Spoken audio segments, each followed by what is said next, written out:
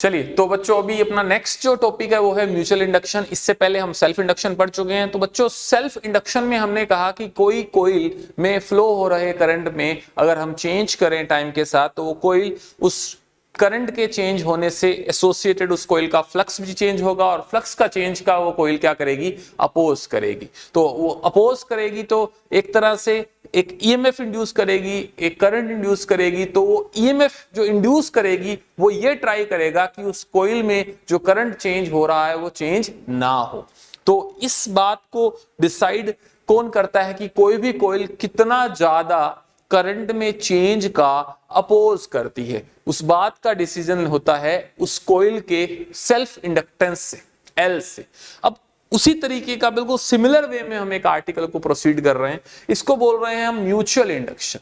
अब mutual induction में क्या है कि नो डाउट वर्ड यहां पर म्यूचुअल यूज हुआ है, तो म्यूचुअल हम यूज कर रहे हैं तो डेफिनेटली दो कोइल यहां प्रेजेंट होंगे, जिसमें से एक को हम प्राइमरी बोलते हैं, दूसरी को नियर बाई रखी हुई दूसरी कोइल को हम सेकेंडरी बोलते हैं।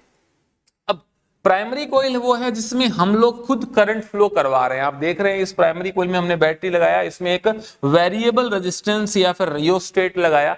अब इस सर्किट में हम जो करंट फ्लो करवाएंगे, अगर उस करंट को हम अगर हम टाइम के साथ वेरी करें, ठीक है। अब पॉइंट ये है कि जो नियर बाय प्रेजेंट दूसरी कोइल है, ये दोनों कोइल्स के बीच में एक स्पेशल रिलेशन, ये दोनों कोइल आपस में रिलेटेड है।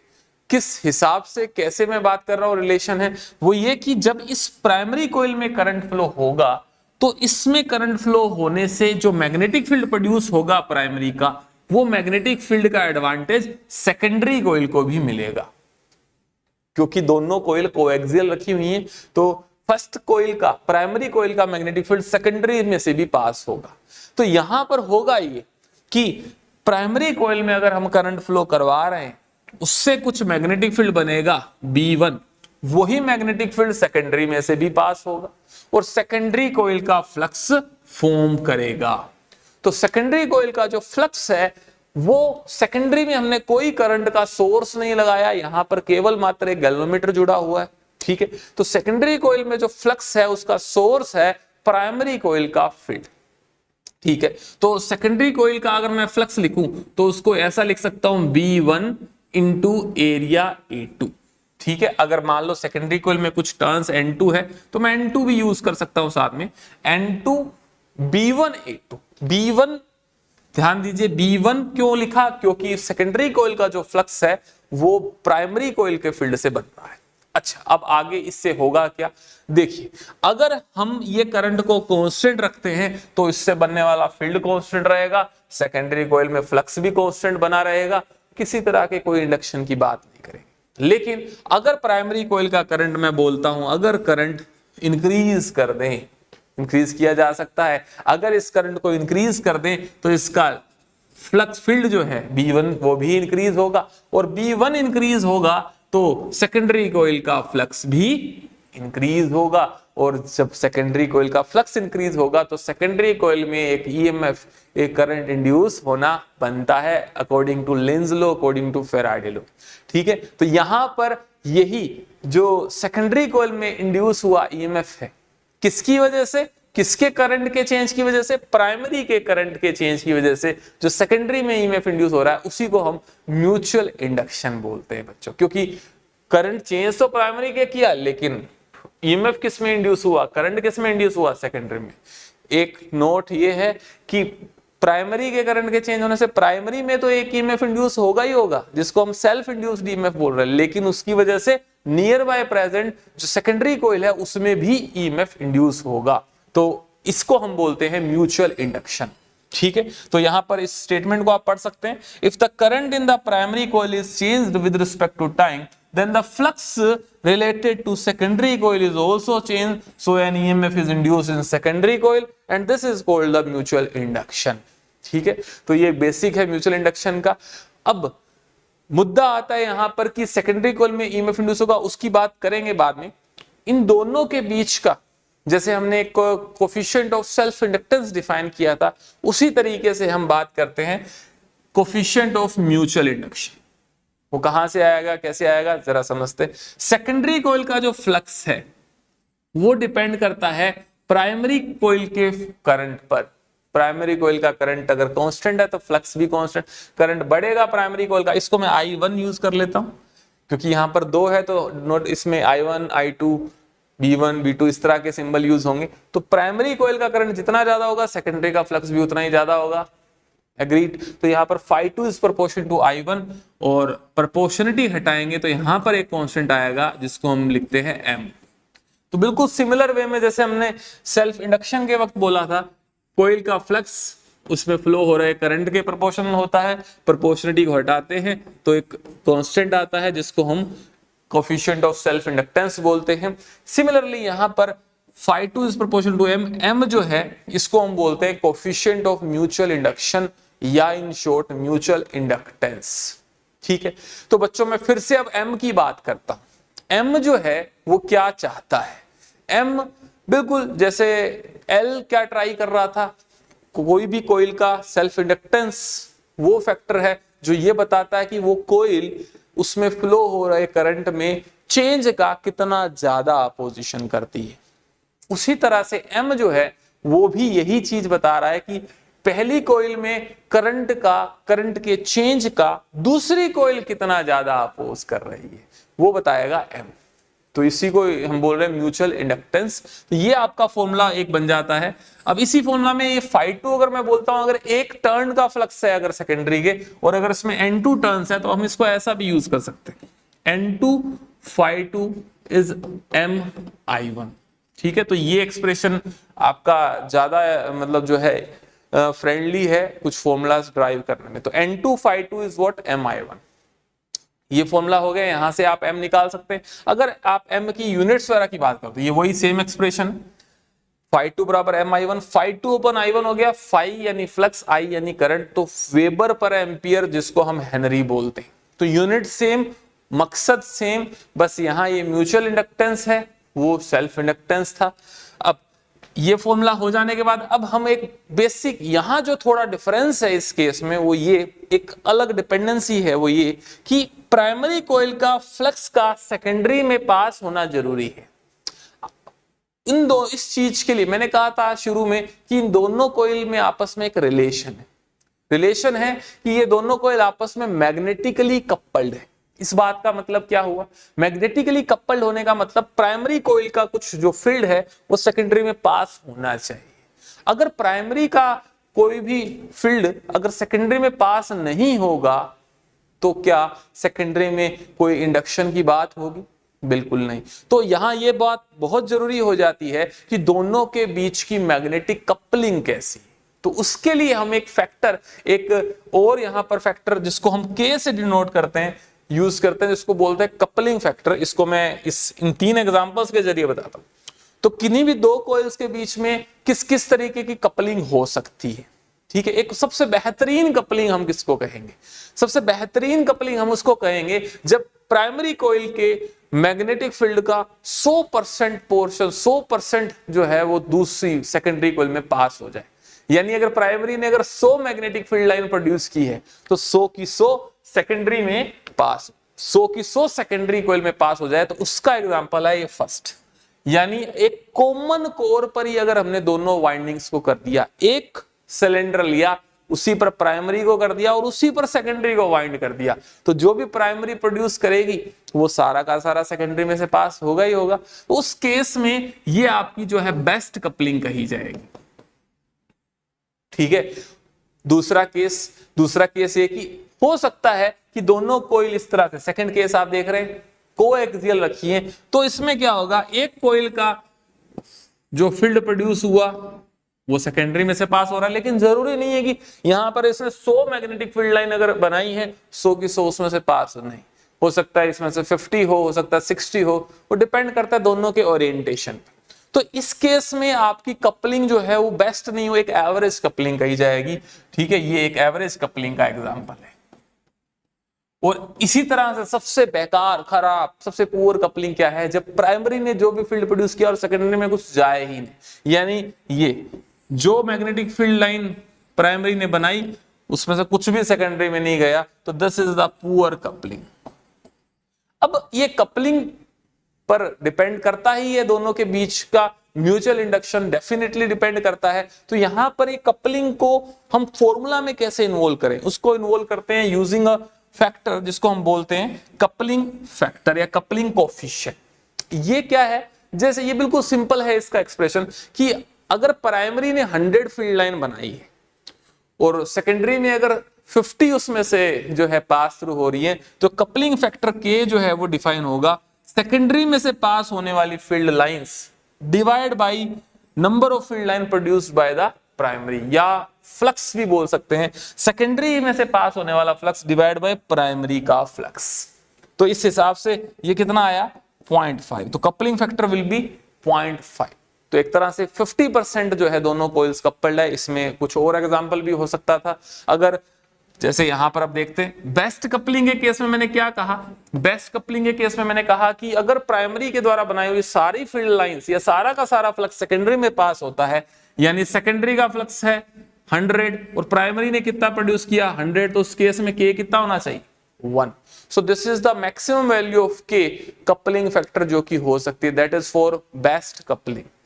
इसके अलावा सेकंड केस में मैंने कहा था कि अगर प्राइमरी ने 100 फील्ड लाइन प्रोड्यूस की और सेकेंडरी में मान लो उसमें से 50 ही जा रही है या 80 ही जा रही है, मान लो 80 जा रही है, सेकेंडरी में 80 जा रही है, प्राइमरी ने बनाई 100 है, तो दिस बिकम्स 0.8।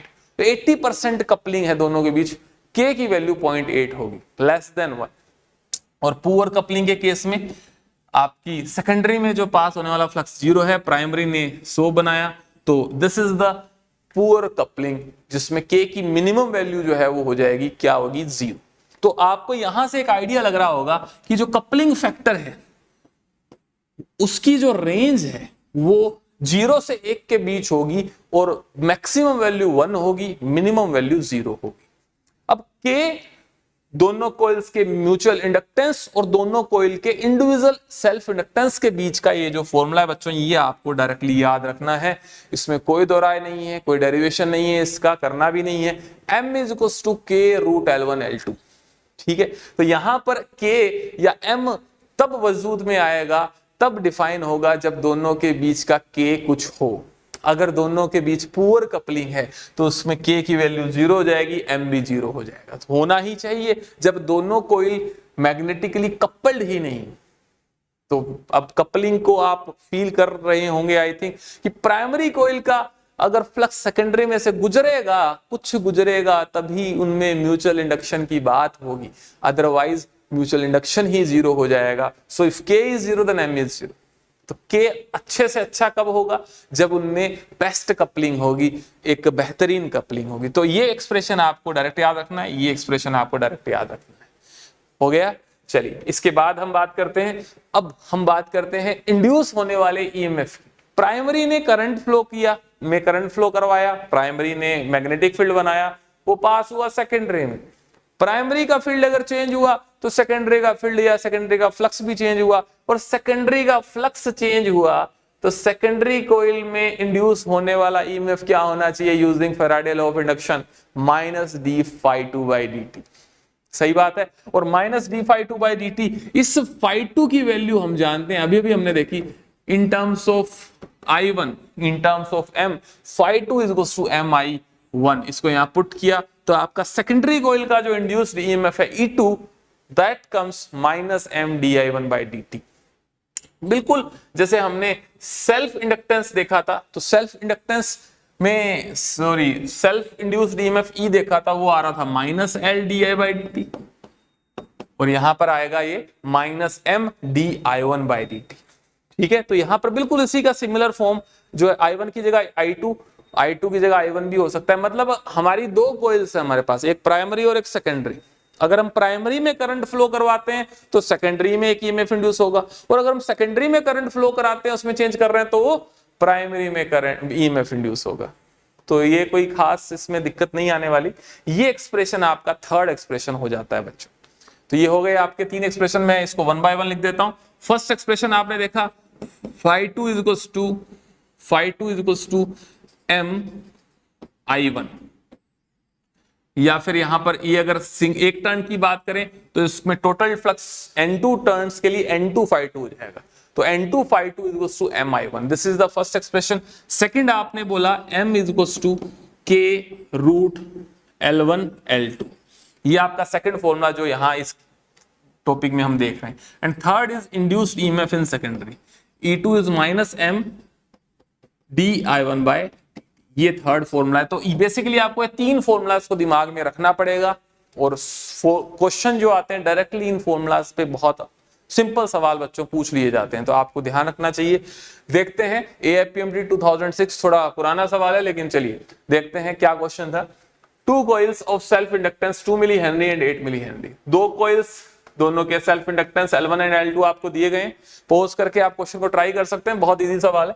और प्लेस सो क्लोज टुगेदर, तो यहां पर एक बात पे बड़ा प्रेशर दे रहा हूं मैं, प्लेस सो क्लोज टुगेदर, इसका मतलब दोनों कोइल्स उनकी कपलिंग जो है वो बहुत अच्छी कपलिंग, दोनों जितना पास रखी होंगी तो उतना ही पहली का फ्लक्स दूसरी में से पास होगा। तो यहां पर कपलिंग फैक्टर K का वैल्यू हम 1 ले सकते हैं, अगर हमको कोई अदर इंफॉर्मेशन नहीं दी है उसके केस में। तो then effective flux in one coil is completely linked. Okay, यहां तो ऑलरेडी बता ही दिया है कि पहली कॉइल का सारा फ्लक्स जो है वो दूसरी से लिंक्ड हो गया। इससे बच्चों हमको इंफॉर्मेशन मिली कि कपलिंग फैक्टर K कितना है यहां पर 1, और हमको पूछ रहा है व्हाट इज म्यूचुअल इंडक्टेंस। तो आपको एक्सप्रेशन जो M L1 L2 के बीच का अभी हमने बात की, K का वैल्यू 1 लेकर चलना है। L1 और L2 जो है 2 मिली एंड 8 मिली, तो ये अंडर रूट के अंदर 2 8 जा 16 का रूट 4 और मिली स्क्वायर होकर ये बाहर रूट से बाहर मिली ये आ जाएगा। तो 4 milli henry is the mutual inductance between the coils. तो ये बड़ा आसान सा सवाल था, इसको आपको कर लेना चाहिए, ठीक है। इसके बाद एक क्वेश्चन और देखते हैं, चलिए। Current in a primary coil that is I1 आपको गिवन है, फ्लक्स इन द सेकेंडरी यानी Φ2 आपको गिवन है, इन द म्यूचुअल इंडक्शन। बिल्कुल सिंपल सा क्वेश्चन है। M is what Φ2 by I1। Φ2 secondary coil का फ्लक्स 20 दिया है आपको और प्राइमरी का करंट 5 है, सो दिस बिकम्स 4। सो बहुत आसान सा क्वेश्चन था, आप पोज करके क्वेश्चंस को ट्राई करते जाइए। अगला क्वेश्चन ट्राई कीजिए इसको। दो कॉइल्स हैं, दोनों के आपको L1 L2 दिए और यहां पर आपको कपलिंग बोला है 40% कपलिंग। तो बच्चों इससे हमको अब समझ में आना चाहिए 40% कपलिंग होने का मतलब क्या हुआ। क्या हम इससे K का वैल्यू निकाल सकते हैं? क्या इसका मतलब K का वैल्यू 40 है? नहीं। किसका मतलब K 40% मतलब out of 100 40% field is 40% flux is coupled to the secondary. इसका यही तो मतलब हो सकता है। सो 40/100 प्राइमरी ने 100 प्रोड्यूस की है तो सेकेंडरी में 40 ही जा रही है। इसका मतलब K का वैल्यू यहां पर 0.4 होगा। और क्या हम इससे M फाइंड कर सकते हैं? Yes, K under root L1 L2, K का value 0.4, L1 and L2 2 milli henry 8 milli henry, same data लिए हैं लेकिन थोड़ा K का फर्क है यहाँ पर। सो यहाँ पर ये आ जाएगा 1.6 मिली हेनरी। बहुत आसान सी कैलकुलेशन ये सवाल था। चलिए अगला क्वेश्चन देखते हैं। अगला एक क्वेश्चन बच्चों एक तरह का ये आप इसको एक आर्टिकल भी कह सकते हैं। तो एक हमने दो सोलेनॉइड बोल रहा है जिनमें टर्न्स N1 N2 लेकर के उनको सेम फ्रेम पर वाइंड किए। उस फ्रेम का क्रॉस सेक्शन A है और उसकी लेंथ L है।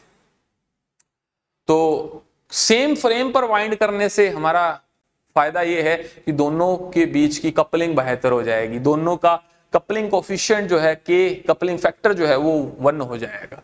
चलिए तो यहां पर पहला सोलेनोइड ये ले लेते हैं। चलो मैंने वाइंड करके दिखा दिया आपको। ये पहला सोलेनोइड लिया जिसमें हमने करंट फ्लो कराया I1 और एक दूसरा सोलेनोइड, दूसरा कोइल, दूसरे कोइल में मैंने गैल्वेनोमीटर लगा दिया। ये आइडेंटिफिकेशन है कि जिसमें गैल्वेनोमीटर लगाया वो अपना सेकेंडरी है, ठीक है। तो प्राइमरी कोइल जो है उसमें नंबर ऑफ टर्न्स N1 है और सेकेंडरी कोइल है उसमें नंबर ऑफ टर्न्स N2, ठीक है। दोनों में क्रॉस सेक्शन एरिया यही है, दोनों की लेंथ L ही है। तो हम फॉर्मूला से जाएंगे। सेकेंडरी कोइल का फ्लक्स, हमें M का फॉर्मूला यूज करना है।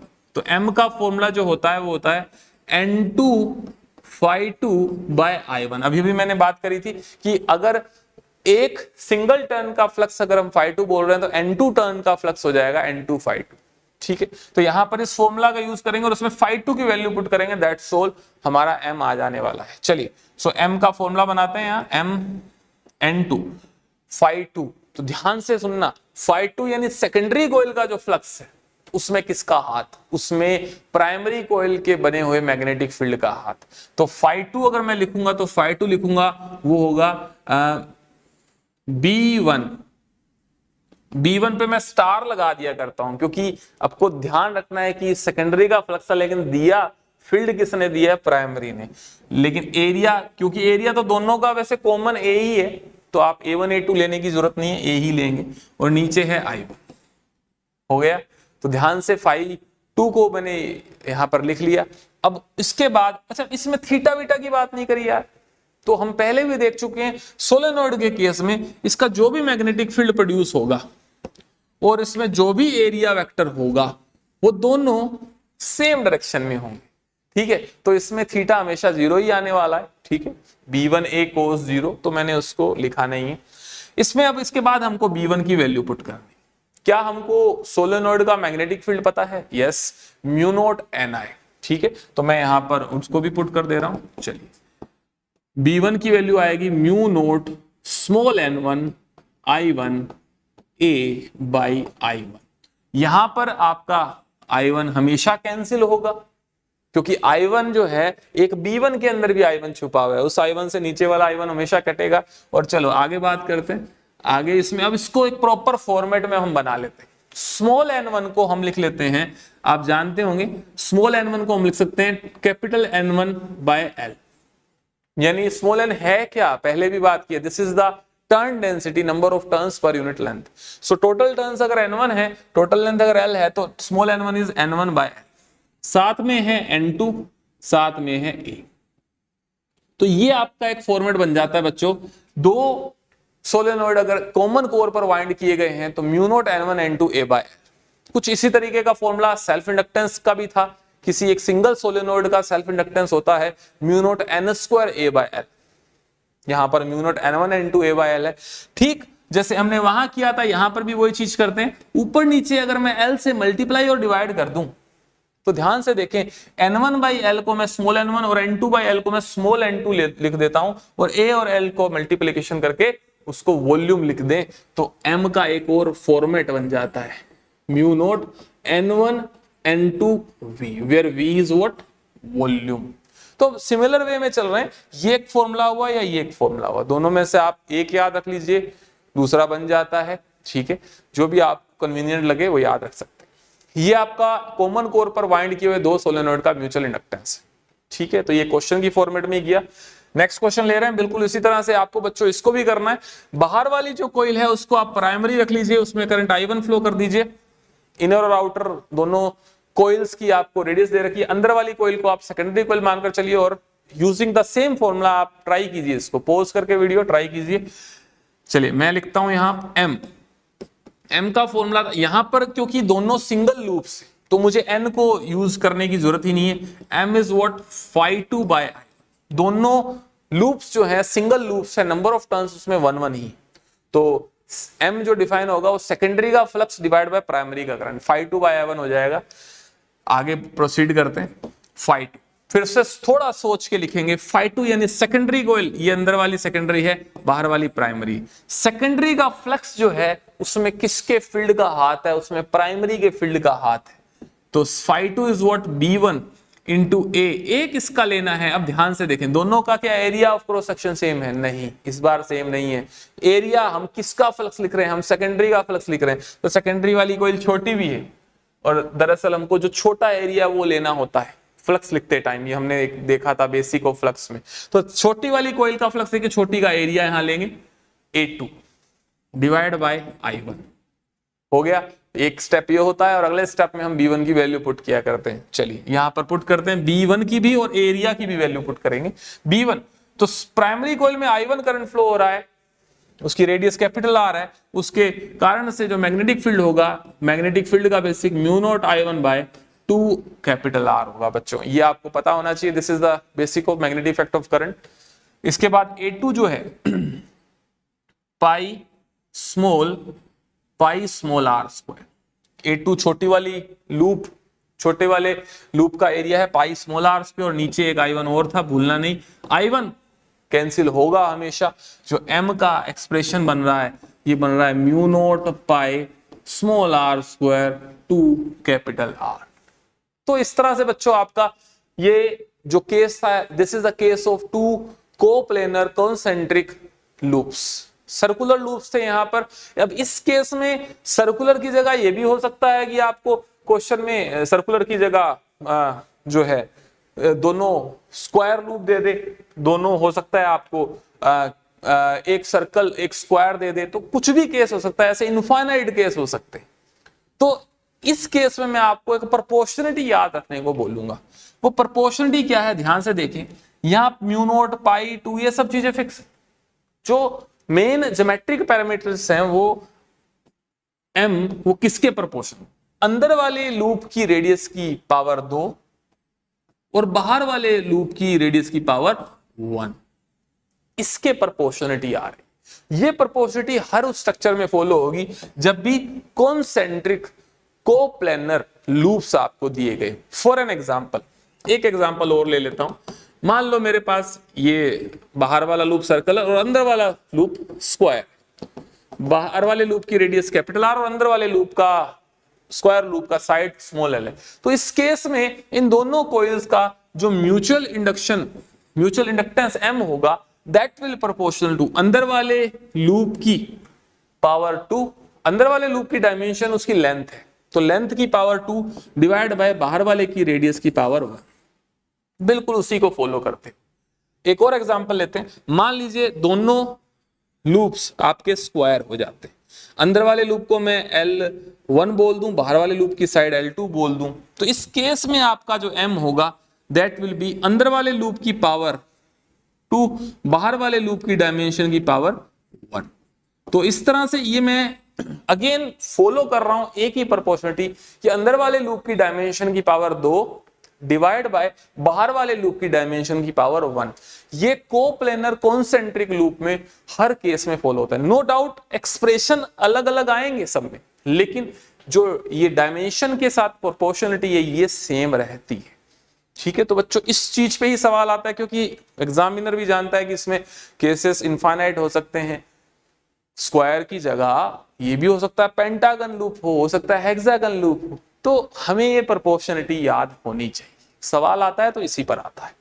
चलिए, इसके बाद इंड्यूस्ड ईएमएफ, इसकी आई थिंक बात कर ही चुके हैं, ये रिपीट हो गया, इसका फॉर्मूला तो हम ऑलरेडी कर चुके हैं।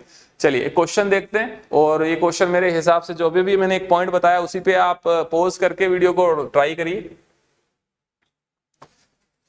देखते हैं, टू कंडक्टिंग सर्कुलर लूप्स आपको दे रखे हैं। Conducting circular loops R1 R2 placed in the same plane with their centre, same plane same centre, यानी कोप्लेनर कॉन्सेंट्रिक।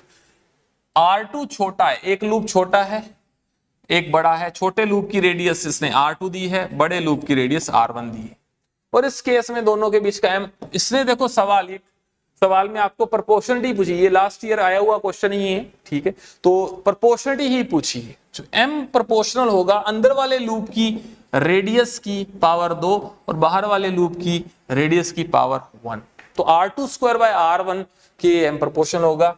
डायरेक्ट आप टिक कर सकते हैं आंसर विद इन 2 सेकेंड। चलिए अगला क्वेश्चन देखते हैं। नेक्स्ट क्वेश्चन में आपको फाइंड द म्यूचुअल इंडक्टेंस और आपको induced EMF in the secondary, यानी E2 आपको क्वेश्चन में दिया गया। क्वेश्चन पोज करके बच्चों आप ट्राई करें इसको। तो सेकेंडरी कोइल का इंड्यूस्ड ईएमएफ आपको दिया गया है, यानी एक ही फॉर्मूला हमारे पास इस केस का है, E2 is what -m dI1/dt। लेकिन अब इसमें थोड़ा सा ये देखें कि इसमें बोला कि करंट जो है 10 से 5 हो जा रहा है 0.1 सेकंड ड्यूरेशन में, यानी एक पर्टिकुलर ड्यूरेशन की बात है। तो उस केस में आप जानते हैं हम फॉर्मूला को थोड़ा सा क्वाइट चेंज इसमें ले सकते हैं, डी की जगह हम डेल्टा वर्ड्स यूज कर सकते हैं। जब ड्यूरेशन थोड़ा लार्ज होता है तो डी की जगह डेल्टा यूज किया जा सकता है, और इसमें हमको एम पूछा गया है बच्चों। चलिए तो एम बना लेते हैं। एम क्या हो जाएगा, -e delta T by delta I1, ये आपका m का एक्सप्रेशन हो जाएगा, और हमें जस्ट वैल्यूज पुट करनी है और कुछ भी नहीं। चलिए ई का वैल्यू आपको दिया है, इस माइनस साइन को इग्नोर करते हुए चल सकते हैं, हमें सिर्फ एम का वैल्यू चाहिए। ई जो है या लेकर भी चलें तो उसमें कोई प्रॉब्लम नहीं है। ई इंड्यूस्ड ईएमएफ आपको दे रखा है इसमें 50 मिलीवोल्ट, चलिए 50 मिलीवोल्ट यानी 10⁻⁻3। टाइम उसमें लग रहा है 0.1 सेकेंड और चेंज इन करंट हो रहा है 10 से 5 यानी फाइनल करंट इज 5 और इनिशियल करंट इज 10, तो 5 - 10 this is the change in current. तो ये डिनोमिनेटर में -5 आ जाएगा, इससे कैंसिल हो जाएगा, -2 एंड दिस बिकम्स -3 अगेन। तो एक तरह से ये जो आपका आंसर आ जाता है 10⁻³ हेनरी, या यूं कह सकते हैं इसको दिस इज 1 मिली हेनरी। ये आपका आंसर आ गया। तो फॉर्मूला बेस्ड क्वेश्चन ही था, जरा सी कैलकुलेशन थी, ये आप कर सकते हैं। ठीक है, अगला एक क्वेश्चन है, एक अच्छा क्वेश्चन है। आपको ऑल्टरनेटिंग करंट दिया है that is flowing in the primary coil. एक डिफरेंशिएशन का प्रैक्टिस आपका होगा, पोज करके ट्राई करें। सो प्राइमरी कॉइल का करंट आपको दे रखा है, कोफिशिएंट ऑफ म्यूचुअल इंडक्शन आपको दे रखा है, find the maximum induced EMF in the secondary. तो सेकेंडरी कॉइल का इंड्यूस्ड ईएमएफ का फॉर्मूला हम जानते हैं -mT/I1/dt होता है बच्चों। और हमें I1 दिया है तो I1 यहां पुट करिए, उसका डिफरेंशिएशन करिए, सारी वैल्यूज पुट करिए, डिफरेंशिएशन करिए। m is 10⁻⁻² Henry. तो मैं यहां पूरा का पूरा कैलकुलेशन का पूरा स्टेप लिखते हुए 2 sin 100πt, इसमें 2 जो है वो कांस्टेंट है, बाहर आ जाएगा 2 × 10⁻⁻², अंदर बचेगा sin 100πt। तो बच्चों sin 100πt का डिफरेंशिएशन सुनिए। साइन का डिफरेंशिएशन आप जानते हैं, साइन का डिफरेंशिएशन होता है वो होता है कोस। तो साइन का एज इट इज साइन का कोस 100πt, लेकिन ये अभी कंप्लीट नहीं हुआ। साइन 100πt का तो हमने कर लिया, लेकिन उसके अंदर जो बचा है 100πt उसका डिफरेंशिएशन भी करेंगे। तो 100πt का डिफरेंशिएशन करेंगे, वो आएगा 100π, उसको हम मल्टीप्लाई करेंगे। This is the complete differentiation using chain rule. तो ये 100π मैंने बड़ा सा ब्रैकेट लगाकर इसलिए लिखा क्योंकि ये 100π ध्यान रखिए, इस एंगल के साथ मल्टीप्लाई नहीं होना चाहिए, ये बाहर इस तरफ लिखना। चलिए, तो ये कितना आ गया, दिस बिकम्स -2π, 100 और 10 की पावर -2 कैंसिल हो जाएंगे, तो this becomes E2 becomes -2π cos 100πt। अब बच्चों इसमें आपको पूछा है maximum value of induced EMF. इसका मतलब इस फंक्शन में, ये कोस साइनोसॉइडल फंक्शन है, इस कोस या साइन फंक्शन में, जैसे इस करंट फंक्शन में जो मैक्सिमम वैल्यू ऑफ करंट कोई पूछ ले तो वो होगा 2। इसी तरह से यहां पर ये जो 2π है, this is the maximum value of the induced EMF. क्यों? क्योंकि यहां पर इस E2 का वैल्यू मैक्सिमम तब होगा जब कोस मैक्सिमम होगा, और कोस मैक्सिमम हो कितना सकता है, दैट बिकम्स 1। कोस की जो मैक्सिमम वैल्यू जो है वो हो सकती है 1 हो सकती है। तो कोस अगर 1 होगा तो E कितना आएगा, 2π ही तो आएगा। So this is the maximum value of the induced EMF. ठीक है, तो यही आपका आंसर है जो आपको सवाल में पूछा गया था।